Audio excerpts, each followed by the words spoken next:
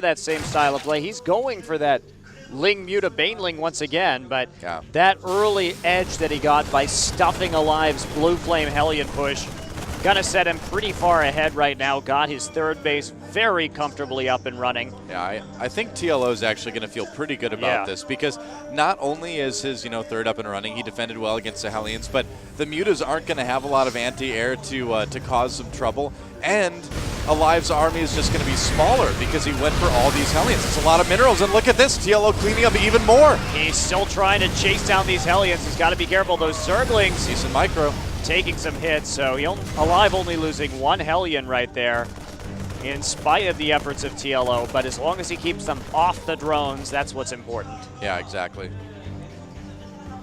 Lings are much more replaceable. Now the first wave of Mutas coming out, Baneling speed being worked on as well, so TLO is going to have a healthy upgrade edge right now. You can see already 1-1, and he's pretty much 1-1 upgrades ahead for all intents and purposes. Oh yeah, he's going to have 2-2 long before Alive does. So here we go. There are the Mutalisks able to clean up these Hellions, keeping them on the run. Yep. And that'll be, ooh! Oh, ouch. He's got to be careful about the Widowmines, no doubt, but he's got that Overseer. So this is huge. Look at this. TLO able to use that small forest to get map control back, and now he's taking a fourth.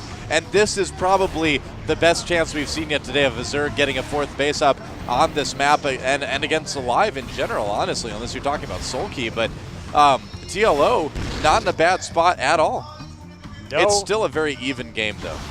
You know, TLO has been having some issues just preventing himself from getting supply capped these games.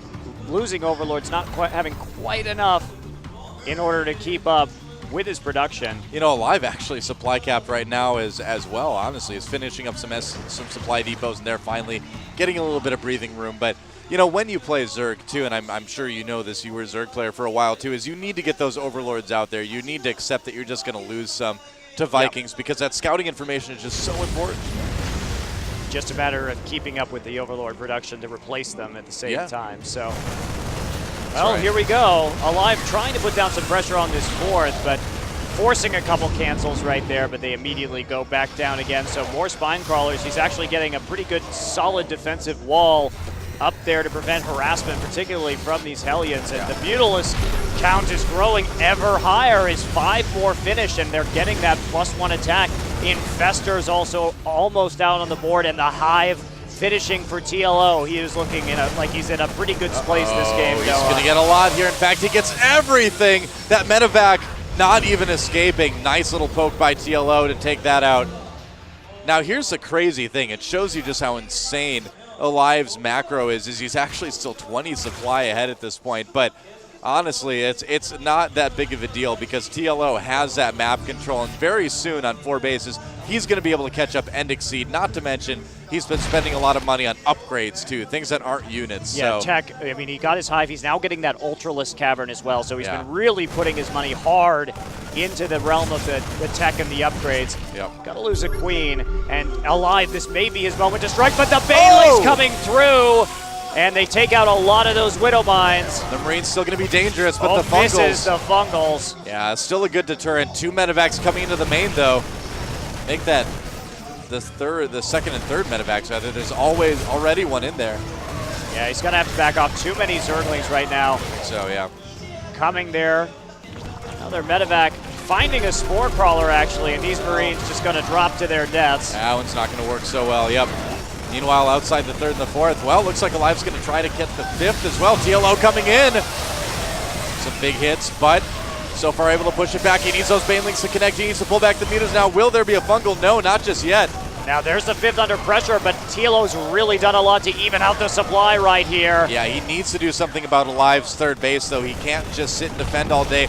Losing his fifth, he needs to get in there and hit Alive hard, and when those Ultras that are in the production queue pop out, he is going to do just that. Look at that. He's gearing up for 3-3. Has the chitinous plating on the way. The Burrow's going to be nice as well. But TLO heading into a very strong late game here. And there we go. He runs that medevac into the same Spore Crawler again, but the Mutas are there to pick it up. And they clean up those Marines. And here we go. Infestor is now joining the Ultralisks on the far right side of the map. Yep. And this is the timing he wanted. He's waiting for those 3-3 to finish, for that chitinous plating to finish, and those Ultralisks going to be absolutely terrifying. Yeah, TLO's Ultra play looked really good in WCS as well. If you remember back to some of those games, he's going to need to land some really good fungals. Alive starting to add some Marauders into the mix, and his upgrades aren't too far down, although being down an upgrade at this point in the game is a bit scary. Especially as the Ultra count continues to rise. Greater Spire also on the way for TLO, so just going full on into the tech. He's continuing to try and take this 5th base, and look at the Spore Crawler coverage, just not even giving Alive an opening. Yeah, exactly. Alive has dropped to the 5th. We'll see if he can take it out. TLO. He's trying to flank with these Ultras, but he actually takes a lot of inadvertent damage. He can't walk into those Widow Mines without absorbing some of those shots with Zerglings first, and that is what he's going to do. All those Widow Mines killing nearly everything. TLO still has some Ultras. Does he have enough to defend this? And he's trying to chase him down right here. More drops going down as we speak. Will TLO be able to pursue this army? The answer is no. More Ultras, more Lings in production. But there goes the 5th base. No cancel on that one. The 3rd in trouble as well. He does harass down a base from Alive. Oh man, he's going to get the 3rd too, it looks like. The trouble with going into Ultra Infestors is that it makes your army much less mobile and much more difficult to spread out. Oh, and there goes the 3rd. He's going to trade it for a command center, but TLO needs that one quite a bit.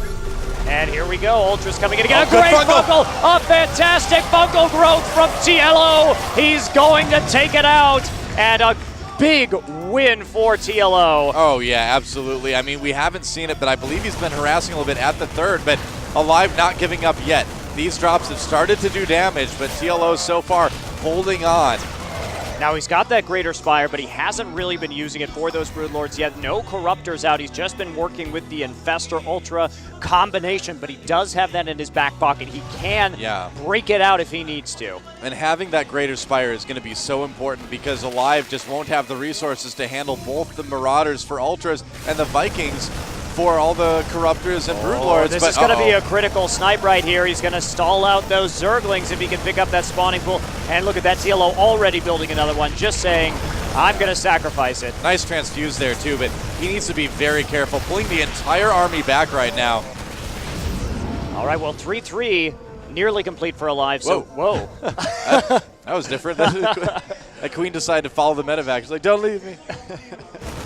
Don't see that every day. Oh, he actually finds the spawning pool that's being put down right now, chases out some of those Mutalisks, but Ultra's going to go ahead and slice up those Marines. And whoa, TLO. I mean, yeah, he doesn't really need the Mutas as supply anymore, but it's still going to be tough to defend against drops. He's actually adding on Vipers now as well, just to limit the DPS that this Bioforce can do. There you go, Ultra. You know, TLO's not in a bad spot at all right now, obviously. The 3rd base still all Alive has, but these drops are starting to take their toll. But the thing is Alive he doesn't really have a whole lot more drops to send at this, you know. This is starting to be sort of the tail end unless he can secure this 4th base. And TLO can frankly grind this out as well. You can see he's getting his 5th again. Alive trying to get that 4th there at 8 o'clock. But a lot of Marauders. TLO trying to draw him into a flank here. Oh, here we go. He's trying to move in. The Infestor's a little bit in the rear right now. He's not going to be able to get those fungals, and he's walking into a field of Widow Mines. He does take him out. There are 3 Overseers overhead. Yeah, Ultras handle Widow Mines pretty well generally. TLO maxed out about 50 supply ahead, but he needs to close it out, and it is. Honestly, it is a bit tough to close out ZVTs with this Ultra look at those style, burrowed Zerglings. They've been delaying that 4th for so long now. Drones versus Marauder, the ultimate combo. Oh, burrowed Ultralisk, fairly obvious. Yeah, hard to hide yourself when you're the size gigantic, of a building when you burrow and it creates a giant crater. Exactly, not to mention all the earthquakes kind of from that as well. Gee, what could have been burrowed there?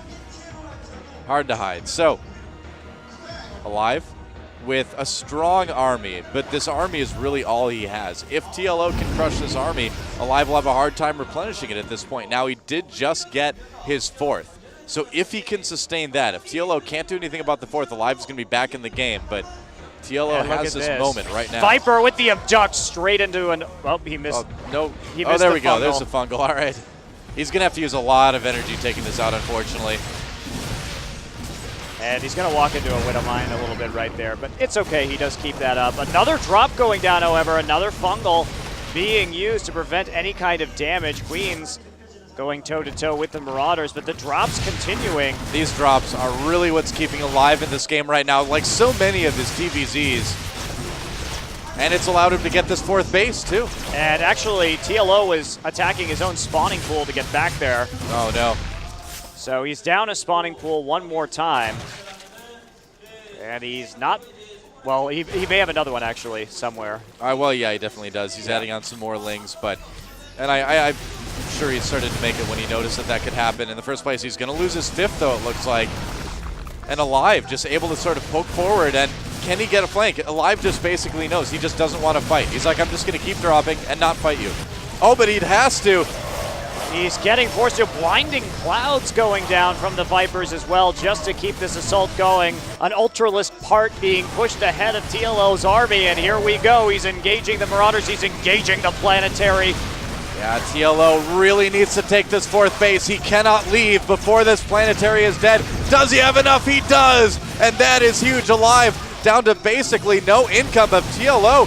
Very low as well. What a close game. And here we go, Alive moving into that 4th base right now. He's already killed the hatch at the 3rd. TLO beating a hasty retreat to try and stave off this assault. Oh, all those drones going down at the 4th base. TLO basically on no income as well. The supply lead is gone. Alive with this force may just barely have enough. And here come the Ultras, but the Medivacs pick up the Marauders, and they will use those afterburners to get away. So Alive able to escape while dealing the damage. TLO is helpless in the face of this. He continues to make infestors in order to try and deal with some of these drops. Yeah, he also doesn't have enough for another hatchery. I mean, he needs to win with what he has right now.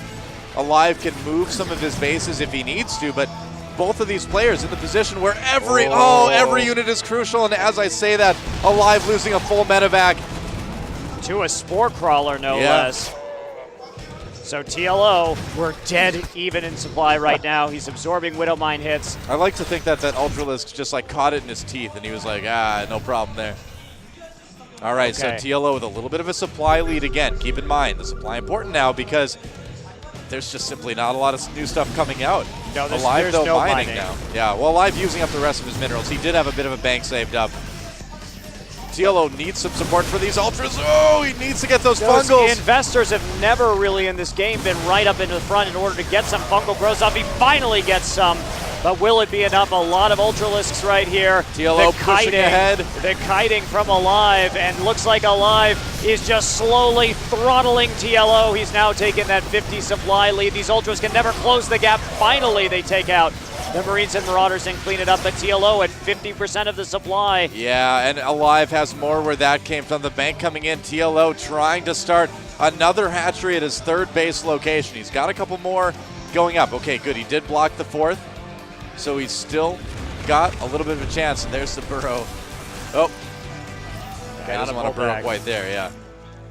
Such a tense game. But he's getting herded in right now into this location. Look at that. The Widow Mines coming from around the side, and Alive penning TLO's small army in. Alive may have actually just checkmated him.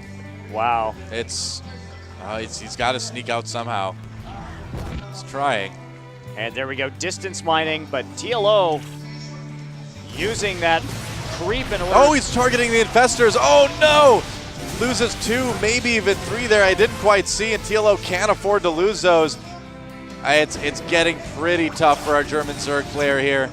However, that hatchery is nearly completed. That Spore Crawler just like doesn't want to live anymore, I guess.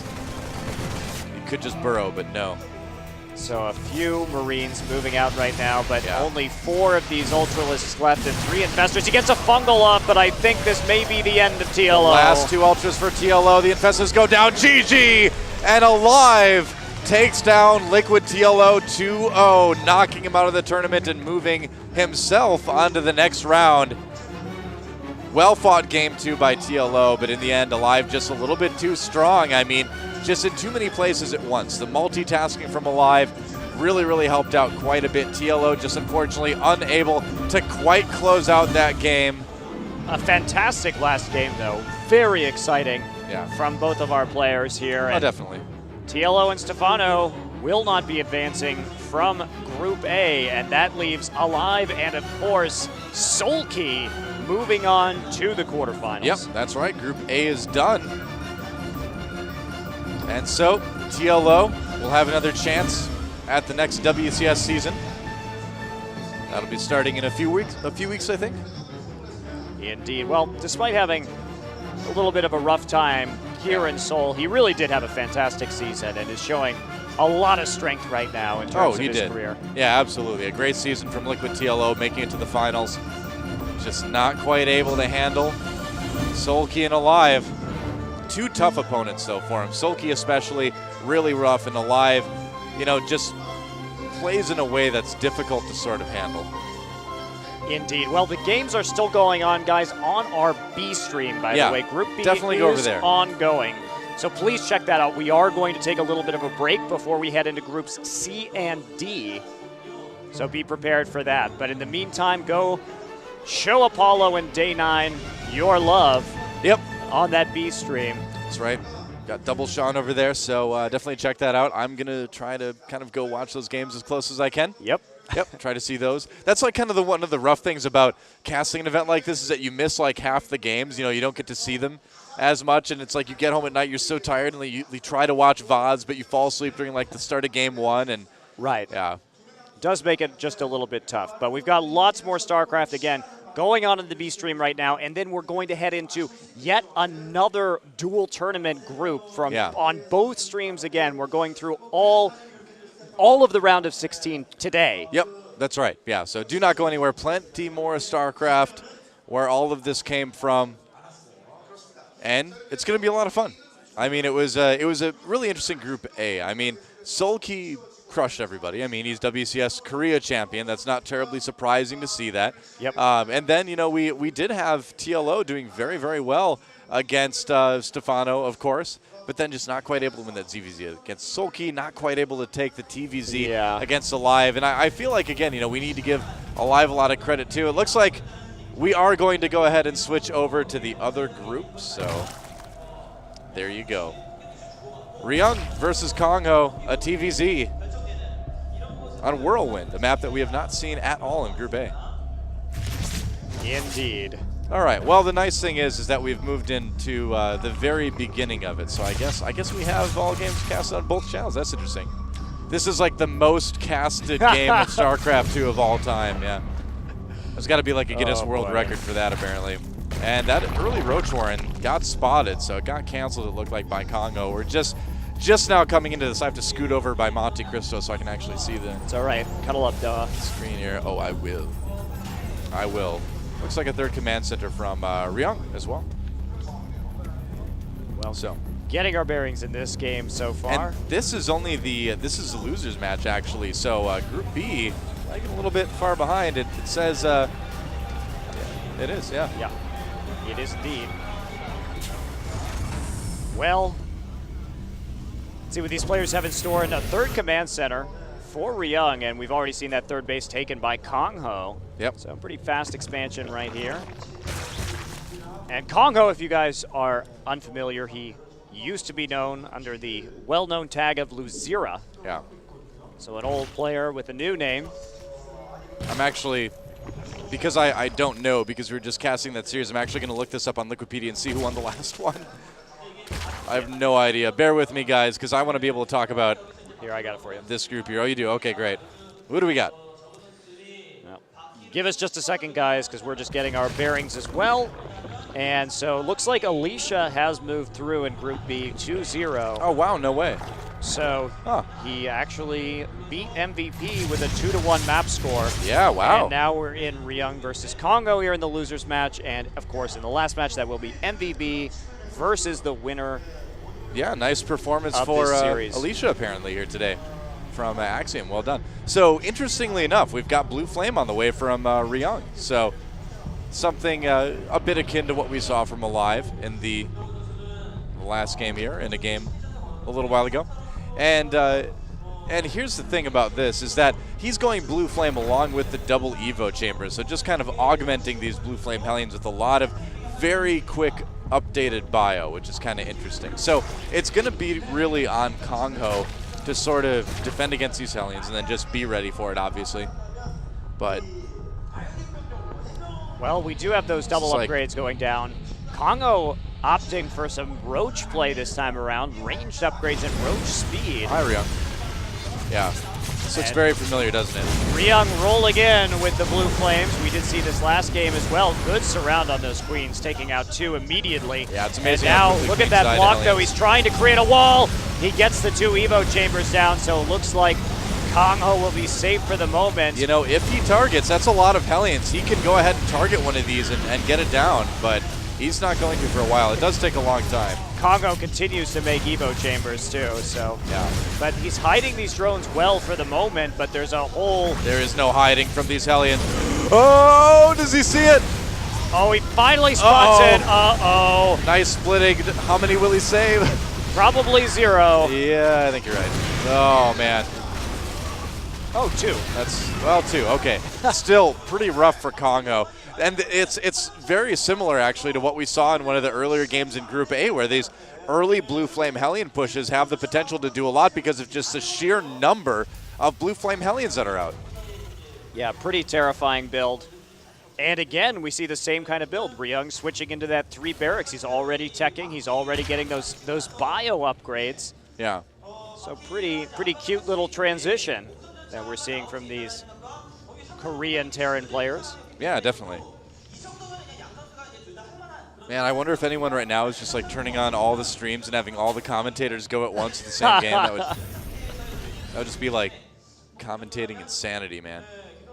Caster overload. That's right. So a lot of upgrades finishing up right now for Ryung. A little bit of a push from KangHo, but just not doing a whole lot. And he kind of needs to get some damage done because he did lose a lot of workers in that last push. Yeah, he invested a lot, too, in the defense. He does have these roaches, but 19 out so far. There's the macro hatch, so KangHo may be trying to hit a little bit of a timing right here on his opponent while he makes this transition. So let's talk about this build a little bit, Doa. What are do you know the weaknesses of this build if you're talking about this transition from the Blue Flame Hellions and then into bio play a little bit later on? Well, unless you lose like every Hellion, it's still going to be fairly safe. And as you can see too, you know, Ryung added a couple tanks on there fairly easily because he can use those reactors from some of the barracks he's making. And then so you've got immediately one factor at the tech lab. So yeah, a lot of times you could just stay safe with factories. Defending this third can be a little bit tricky sometimes, and we're going to see if Ryung can do it. Looks like he's pulling those SCBs immediately while the Roach is targeting down a lot of those Hellions, but there are Widow Mines here defending the natural. Yeah. And a pretty forward bunker, but even so, KangHo forces the lift. I like that he's focusing down the refineries too, because denying that gas is going to be pretty useful in terms of keeping the upgrades kind of in check for Ryung. Oh boy. Yeah, he lost a lot at the third, and this is not a bad idea at all. Here comes round 1 of the Banelings. Round 1 of the Banelings goes well for KangHo. He barrels through those Widow Mines, sets a couple of tanks, but they're going to get next to the Roaches and go down immediately. Round 2 of the Banelings going to take out these bunkers for sure, and a KangHo just pouring into Ryung's base right now. Yeah, Ryung trying to kite up the ramp, and those Banelings hot in pursuit, and the Roaches now get into the natural mineral line. Yeah, Ryung's going to lose a decent amount of workers here. He's going to be able to push it back eventually, but KangHo did some pretty respectable damage there. And I mean, combine that with getting the third to lift, that's where it really gets scary. Because if it had been only one of the two, you know, if he would have done a little bit at the natural and the third would have been okay, or if he would have caused the third to lift and done nothing at the natural, Ryung would be in an okay spot. But doing both of those puts KangHo really in the lead. And KangHo just going to renew this assault with extreme vigor, coming back again with another 20 Banelings, and look at that, he's trying to get this round. He actually zones the Marines out from the ramp. Yeah. And this looks very difficult to hold. Now he does detonate on those Widow Mines before they can get a shot off with the Banelings, and a lot of Marines going down right now. It's not looking good for Ryung. He's all over the production facilities now. I don't know if there's any way Ryung can really hold this. Yeah, Zergling's going to the middle line. GG. And KangHo takes that game 1. And I mean, you asked kind of what the risks were with that build. Yeah. Well, as you can see, if you've got a lot of Hellions out there and you don't really have a lot of anything else, you're going to be very vulnerable to big Roach Baneling attacks. And Roaches especially, because they have a lot of hit points. You need a very good amount of bio. You need stim, things like that to handle them. And so KangHo just hitting a very good responsive timing to that. And, that's honestly why we don't see that build that much. And I know I'm saying that after we see that build from two different players in the Twice same in a morning. row. But, Yeah. but honestly, it's still not a very common build. Well, KangHo must be feeling pretty confident right now. Yeah, I think very good timing, a really excellent bust and counterplay to that Blue Flame Hellion build. Yeah. And now he is up 1-0 in that losers match, keeping his hopes alive here at the WCS Season 1 final for Starcraft 2. Yep, that's right. KangHo wanting to get back and get that rematch against Alicia from his earlier loss. We'll see if he can. Game number 2 will be coming up. We're not quite sure what map it will be on yet. Man. We're not quite sure, exactly if we're going to be doing it, because typically we're not on camera in between these games. So that's true. We'll see. We'll see what happens with that. But yes, we're not sure what's going on. In any case, where it definitely will be is on the second stream. Yeah, that's Day right. 9 Apollo. So if you guys head over there, we'll have to see. There we go. There is Ryung. Tuna himself. You have to explain that one. His nickname is Tuna. It's been explained a couple times. I'll go ahead and do it again. But they call him Tuna because his Korean name is Donghwan. And there's a very famous canned tuna brand that you see in like all the convenience stores here called Donghwan Tuna. So thus he is dubbed Tuna, as he looks up slightly in a very majestic way. And so they're not moving right away into game number 2. So I wonder what's up. But either way, we'll figure it out. We will indeed. Yeah. And a little bit of a delay here. Wow, his headphones just like perfectly match his uniform. That's they're the Axiom blue. The same blue, yeah. It's impressive. They got new jerseys, by the way, too. Did you see that? Yeah, they look very sharp. It's pretty cool, yeah. And there's Lucira, a former GSL finalist, where he was knocked out by his teammate in ST, but had a lot of success. And honestly, this guy has been another one of those players that's just been good for a very, very long time. He's certainly in the same club as Alive. He's got the flash eye twitch going, too, so you know he's skilled. That just helps him focus. That's right. And I mean, Lucira, the reason we're seeing him back here in Heart of the Swarm is because the expansion really fits his style. We've talked about this on our WCS cast before, but especially he loves to play in an especially Baneling heavy way. And it looks like, we are moving into game 2 right now.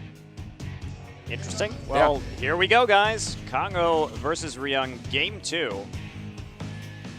And KangHo currently up 1-0. Ryung will be the blue Terran this time around. You can see him building that supply depot. Yeah. And KangHo, the red Zerg from LGIM. Akalon wastes the map. Yep. If the sand was any oranger, we would know it was made of pure cheese. This map, we do tend to see a lot of all-ins, a lot of cheeses on it. Fair enough, though. And the thing is we see an equal number of very long macro games, too, because if you can make it through that early game, your bases are going to be fairly well defended in a lot of cases. Having that natural on the high ground is pretty huge. Well, it's the third, too. I mean, having the third in kind of that little alcove if you take it on the low ground, and then if you're, Terran or Protoss and you can take it behind those collapsible rocks, you're going to be in pretty good shape. Well, here we go. Ryung opting for CC first. Versus the hatch first play from KangHo. Not a lot of surprises, so no cheese this time. The sand will not grow any oranger. Yep, that's right. The sands of time continue. I don't know. That's who will triumph on the stage of history today. I kind of went Soul Calibur there for a second. That's right. DLO's body is broken, but the soul still burns. That's right. He'll be back, no doubt. All right, so got a little bit of downtime. And, we're seeing a lot of the same trends in the matchups generally between players right now. And TVZ hasn't honestly changed a whole lot. The biggest change has been the addition of, or the re-addition, I should say, of a lot of those Roach all-ins early on. But as far as the build orders themselves go, things are more or less the way they've always been. Terran, slight changes, of course, depending on if you want to get Widow Mines earlier, but we see a lot of the same stuff. In fact, if anything, we see Terran playing greedier in Heart of the Swarm. Absolutely. The number of quick 3 command center builds we've seen has been pretty dominant here.